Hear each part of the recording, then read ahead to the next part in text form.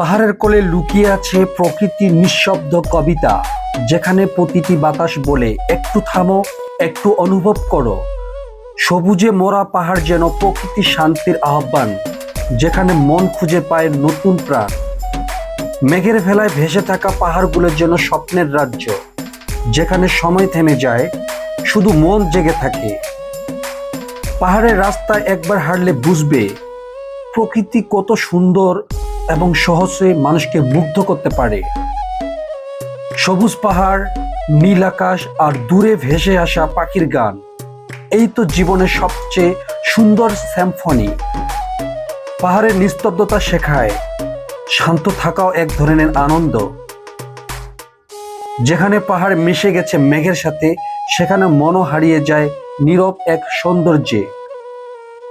প্রকৃতির কি এই রূপ, যেন উপরওয়ালা তুলি আঁকা এক অনবদ্য চিত্রকর্ম। পাহাড় শুধু উঁচু নয়, সে মনকে করে দেয় গভীর আর চিন্তাকে করে দেয় বিশাল। পাহাড়ের মাঝে দাঁড়িয়ে মনে হয় আমি ক্ষুদ্র, কিন্তু আমি অনুভূতি অশেষ।